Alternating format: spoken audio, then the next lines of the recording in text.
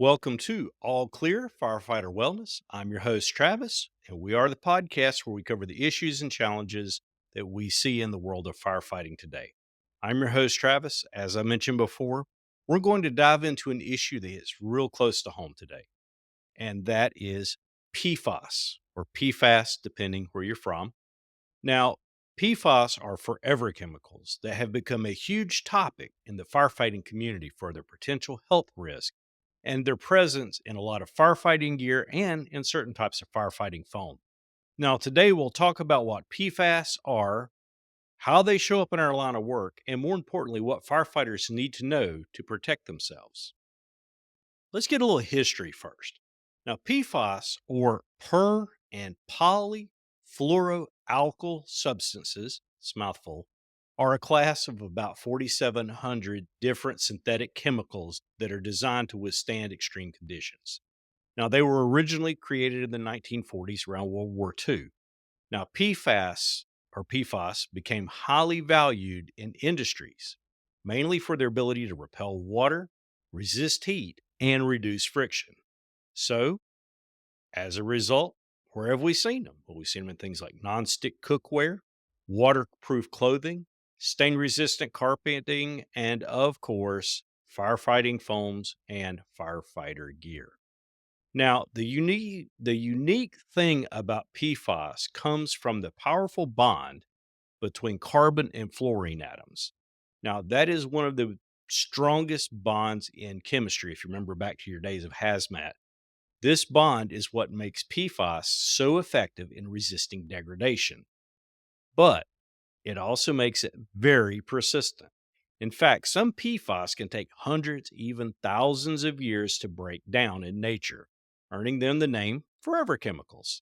Now, the stability of this product means that once they're in our bodies or in the environment, they stay there for a very long time. Now, there are some health risks that are associated with PFAS.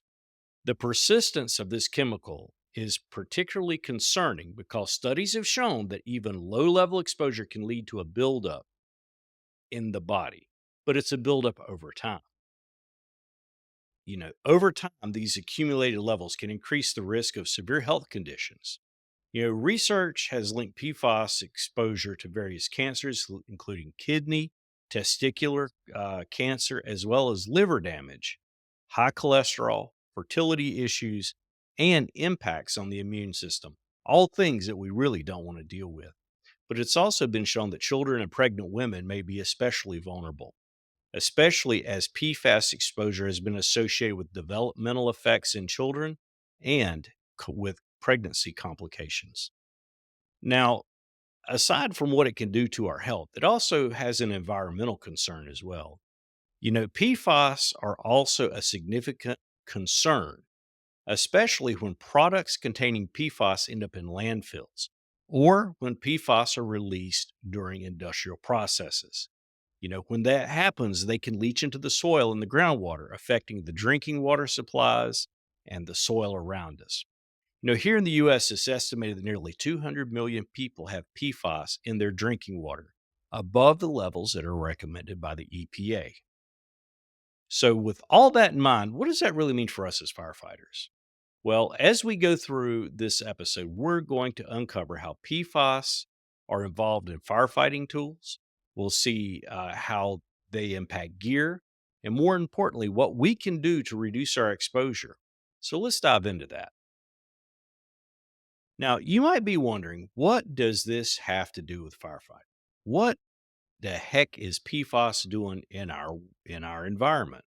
Well, PFAS are a critical issue in our profession because these chemicals have been widely used for many years in certain firefighting foams known as aqueous film forming foams, or AFFF. You've probably heard that more commonly. Now, these foams are especially formulated to help quickly extinguish fuel based fires by forming a blanket that smothers the flames and prevents reignition. That's what makes AFFF extremely useful in high risk fire situations, especially things that have high fuel loads like airports, certain chemical plants, and industrial sites. In those settings, AFFF is the often and most common go to firefighting tool due to its effectiveness. But this same foam contains PFAS, which means each use can lead to significant exposure to these harmful chemicals. And we don't want that. We don't need that. However, AFFF is only part of the PFAS problem for firefighters. Recent research has found that PFAS are embedded in the turnout gear that we rely on daily. Turnout gear is the clothing that shields us from extreme heat, flames, and the toxic substances on the fire scene. Things we know that are really bad for us. Unfortunately, though, studies also indicate that turnout gear, particularly older or gear that's heavily used, is treated with PFAS to make it more water resistant and flame resistant. In a 2020 study, it was found evidently that turnout gear that can contain PFAS in the fabric and coatings used to make the gear durable and resistant can become an environmental hazard. So PFAS are not just in the foam that we may occasionally get around, but is present in the very gear that's supposed to protect us. Now, one of the troubling aspects of PFAS, as we mentioned in turnout gear, is that these chemicals can migrate from the surface of the gear over time. Now, we mentioned older turnout gear or worn gear. Well, as it's worn down through repeated use, washing, exposure to heat, and different things, the PFAS that is meant to protect the fabric can slowly degrade or break away from the surface. And when this happens, it can cause the chemicals to spread in small particulates or dust, which can come in contact with our skin, especially when we're donning or doffing our gear. It's important that we be aware of that and keep that in mind. Studies suggest that firefighters can be exposed to PFAS from their turnout gear in two main ways: direct skin contact or by inhaling the particles that are detached from the fabric. And we know that skin exposure and inhalation are two of the biggest methods that our bodies take in different chemicals, especially carcinogens. Now, this exposure isn't just limited to firefighters wearing gear on the job. Firefighters can be exposed to PFAS in the firehouse or even during routine inspections of their turnout gear. When we're not out fighting fires, we often handle and check our gear. It's what we do.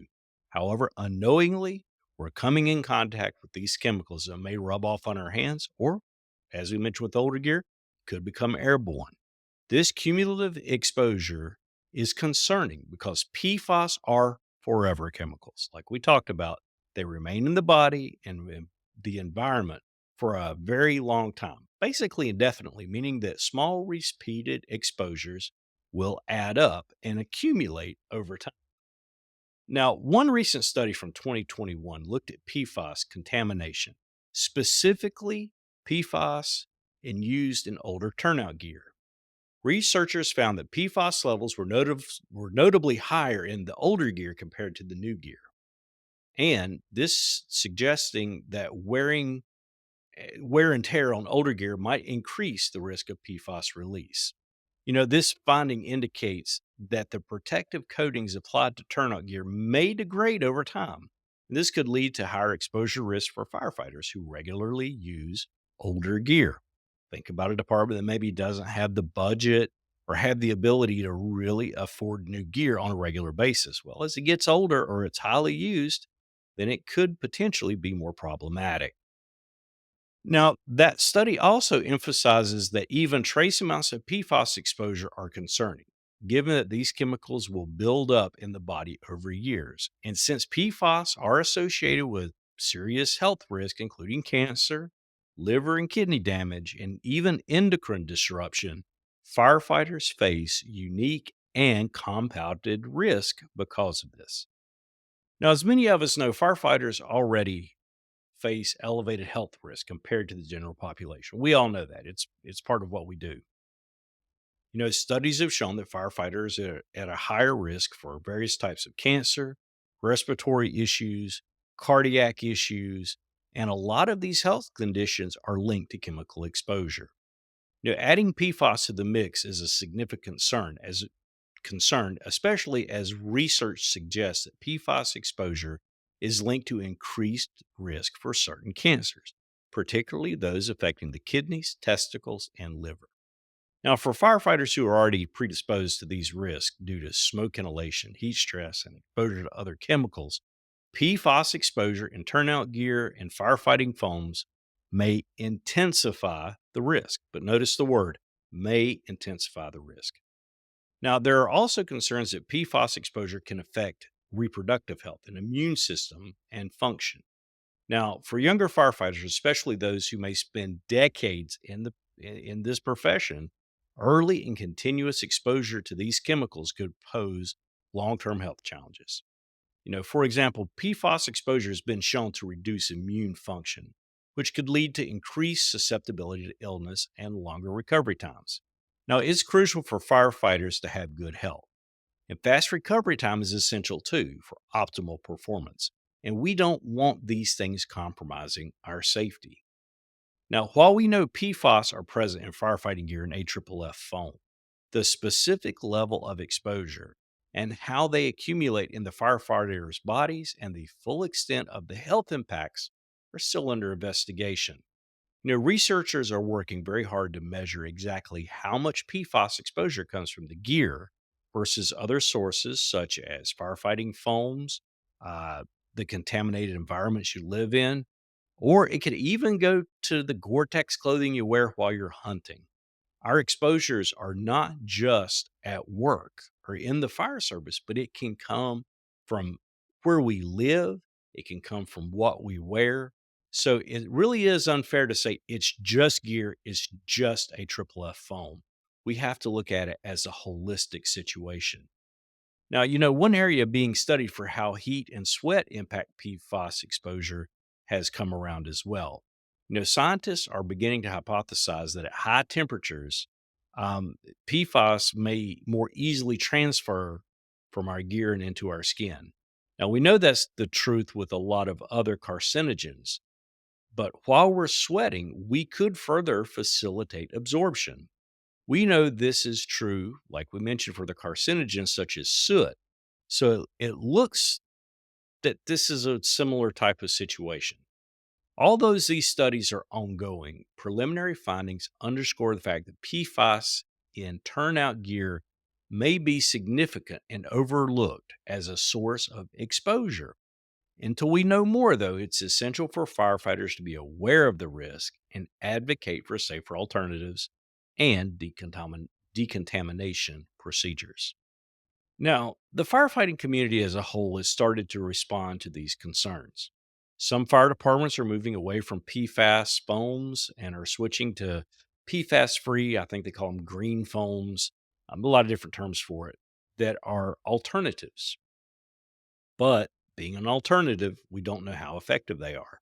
So, additionally, there is a growing call for manufacturers to develop PFAS free gear. Now, that's another challenge. We need things that still meet safety standards. But in the meantime, until we have something that works, decontaminating gear thoroughly, storing it away from living areas, and minimizing contact with AFFF foam are some of the most practical steps that we can take to reduce our exposures.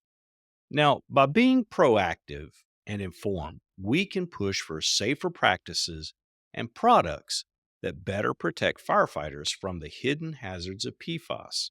Now, this issue is complex, but it's one that we must face together for the long term health and safety of our community as firefighters and first responders. Now, what are some of the health impacts of PFAS on firefighters? Well, we already know that we have the higher than average risk for cancer and other health issues because of what we do and what we're exposed to. The toxic load that firefighters carry as a result of our exposures place us in a high risk category. Now, with studies showing that an increased likelihood of developing cancers such as respiratory, digestive, and urinary tract cancers, as well as heart disease and respiratory issues, can be linked back to PFAS. But when you start looking at how PFAS exposure affects us, and not in addition to these things, the health challenges that we're facing are becoming more and more concerning, and they're just stacking up like cards. We have to pay attention to what's happening. One of the most significant, I can't talk today, health risk that is linked to PFAS is the increased risk of cancer. We've said that multiple times today. And, as being part of the North Carolina Firefighter Cancer Alliance, it's something that we pay very close attention to. And we talk to a lot of really smart people that are aware of how PFAS is affecting us, and they're working toward finding ways to slow it down. Now, while PFAS has been associated with multiple health issues, cancer is the one that is the most severe. PFAS chemicals are known to disrupt the endocrine system. You know, Basically, it'll interfere with our DNA and it can cause oxidative stress. Basically, what that means is your cells are damaged. All of this contributes to the development of cancer over time. It's not an immediate thing, it's over time. It's like one cigarette may not give you lung cancer, but if you do it for a long period of time or for a lifetime, we know what the outcomes are. For firefighters who have already faced elevated cancer risks due to smoke, chemical exposures, maybe even as your genetics, adding PFAS further exacerbates the problem. The International Agency for Research on Cancer, IARC, I always have a problem pronouncing their names, has actually classified some PFAS compounds as possible human carcinogens. Now, that ranks up there with things like soot, benzene, different things that we know really have a negative impact on our health. And with the studies pointing to the elevated risk of kidney, testicular, and prostate cancer, as well as thyroid and liver issues, firefighters exposed to these chemicals are really facing a huge challenge. Now, in a notable study that was conducted in 2020, researchers followed about 1,000 firefighters in Southern California, and they found out that those with higher levels of PFAS in their blood were at a significantly greater risk of developing cancer. Now, the study highlighted that the cumulative effect of PFAS exposure, suggesting that firefighters with prolonged or repeated contact with PFAS gear, foam, or environments may experience higher blood concentrations of these chemicals over time. Now, while the exact mechanism linking PFAS and cancer is still under investigation, the findings underscore a clear correlation between PFAS exposure and cancer incidence in firefighters. This reinforces the need for caution, but more importantly, further research. Firefighters already encounter numerous carcinogenic and toxic compounds and substances on our job. From benzene and smoke to asbestos in some of the older buildings. When we look at how furniture is made now, everything's a hazmat scene. Each fire scene can expose firefighters to a unique mix of hazardous chemicals, many of which will accumulate in our bodies over time, and that heightens our risk for cancer. Now, PFAS adds that extra layer, like we talked about, to this already hazardous chemical profile, as they are known to accumulate or bioaccumulate, fancy word, in the body over time without breaking down. This means that a firefighter who regularly uses PFAS containing foams or wears gear that's treated with PFAS may gradually build up a significant amount in their bloodstream, raising the overall risk of developing cancer, along with other diseases that are associated with these chemicals. Now, the relationship between PFAS and organ specific cancers is an area that's really being intensely researched right now. Kidneys, liver, prostate, and thyroid glands are particularly vulnerable when exposed to PFAS. For instance, the kidneys play a central role in filtering toxins out of our body. We know that, out of our blood system. But, you know, if it does it over a long period of time, it can lead to things such as renal cell carcinoma. Testicular cancer also has been linked to PFAS exposure, with studies suggesting that these chemicals can disrupt hormone regulation, leading to abnormal cell growth in the testes. The liver, yet another organ that frequently is affected by PFAS, as these chemicals cause the liver to enlarge, they alter the liver enzymes. And lead to liver cancer over time due to chronic exposure. It's amazing how the organs in our body that do the most filtration are the ones that are affected the most by this stuff. You know, another one is the thyroid. We know that's an organ that's critical for our metabolic regulation. It's also highly sensitive to that PFAS exposure again. PFAS are known to disrupt the endocrine system, meaning that they interfere with hormone production and regulation. Disruptions in thyroid hormones can lead to a cascade of health issues. Anything from thyroid cancer to issues with our dietary system. There's a ton of problems that can just come from that one gland alone. But for firefighters, this endocrine disruption can make the physical impacts and mental stress of the job even worse. It can lead to things such as chronic fatigue, other metabolic issues, as well as an increased likelihood of thyroid cancer over time. Additional health concerns beyond cancer come up as well. While cancer is one of the most severe outcomes linked to PFAS, these chemicals are also associated with other chronic health issues that can impair a firefighter's ability to perform his job. For example, exposure to PFAS has been shown to impact liver function and cholesterol levels and immune health. Studies indicate that individuals with elevated PFAS levels can often have higher cholesterol, which can lead to cardiovascular disease, something else that we know kills firefighters very, very easily. For firefighters whose cardiovascular systems are under extreme stress during physical exertion, we know this could actually mean for us a higher risk of heart disease and related health complications. Yet another layer of occupational risk affiliated with these different chemicals. You know, Moreover, PFAS exposure is linked to immunosuppression, which can also decrease the body's ability to fight off infections.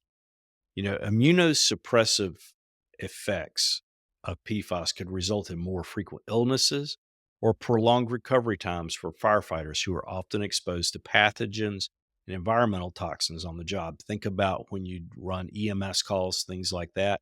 Maybe you're in a, exposed to someone that has, some type of virus such as COVID or even the flu. It can really wear you down if you have an immune system that's compromised. The combination of physical, chemical, and biological hazards make immune health critical for us as firefighters, further emphasizing the need to reduce the unnecessary exposures wherever we can.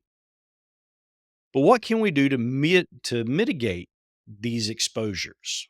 Well, given the growing body of evidence that are linking PFAS to cancer and other serious health concerns, fire departments and policymakers are starting to consider alternative practices to limit PFAS exposure among firefighters. Now, this isn't saying this is what you need to do at your department. All Clear is not telling you to do these things, but have an open conversation with your training division, with your administrative level officers, so that you can discuss openly what are some ways you might be able to address it. One strategy involves transitioning away from PFAS foams such as AFFF to PFAS free alternatives. We talked about the green foams earlier. Although these foams are still being developed and studied for their effectiveness, they give some hope and some effectiveness in reducing exposures as one of the primary sources for PFAS in the firefighting industry. In terms of gear, some manufacturers are exploring PFAS free options. Although the challenge to produce gear that provides the same level of heat and flame resistance without using the chemicals is a problem. We know that there are PFAS free gears out there now, but they don't have the same resistance to certain oils, flammable liquids, and the way they have to be maintained and cleaned is very different. These are all things that have to be looked at. Fire departments are also implementing improved decontamination practices, like we mentioned, to reduce the buildup on the gear. And also, they encourage firefighters to handle and store the gear in ways that minimize skin contact and inhalation particles. Now, firefighter advocacy groups have also been very vocal in pushing for transparency regarding PFAS content in gear and foams, as well as greater research into the safer materials. Organizations like the IAFF have supported efforts to raise awareness for PFAS and risk to, you know, PFAS risk. And they also promote industry standards to help put firefighter health and safety over, the gear itself. As research continues to eliminate the dangers of PFAS exposure, firefighters are becoming increasingly aware of the health risks that are posed by these chemicals. The stakes are high, and we face a compounded risk for cancer and other chronic conditions due to our jobs. Plain and simple. Reducing PFAS exposure is a critical step in safeguarding our health, and it will require continued advocacy, research, and industry innovation to find safer alternatives. However, in the meantime, we should stay informed. We should ask for safer products and adopt practices that minimize unnecessary exposure to those harmful chemicals. Now, one of the things that a lot of people talk about is staying away from PFAS. Don't put your gear on till you need it. Well, there is something to be said for that. But at the same time, don't forget we need to train in the gear that we work in. So, likewise, there may be some exposures that we can't avoid, but we just have to be smart about how we're addressing it. The dangers posed by PFAS remind us that the fight for safety doesn't end when a fire is out. We have to keep working at it. As a community, we have to work together to address these hidden hazards, ensuring the well being of firefighters today, and more importantly, for the generations to come. It may be too late for people that have been in the industry like me or even possibly you, but the rookie class is starting tomorrow. They have time to learn. Now, if you're here in North Carolina and would like to participate in one of the most important studies looking at PFAS among firefighters, we ask you to please consider joining the North Carolina Firefighter Cancer Cohort Study. Now, this is a joint effort between Duke University and NC State looking at all the aspects of PFAS in our world as first responders. It looks at everything from the health impacts to the different types of gear and what may be able to be done to reduce exposures and have better alternatives in the future. I myself and another board member of the North Carolina Firefighter Cancer Alliance have already gotten enrolled. We've given our samples and we're on the list of firefighters that will be followed in this long-term study. We ask that you also please consider joining up if possible and help address the issue that is affecting our industry. Now, more information about the cohort study will be in the show notes and on our website at allclearpodcast.com. As we always say here on All Clear, we encourage you to light your fire within. But let's take it one step further. Not only light your fire within, but be safe while you're doing it.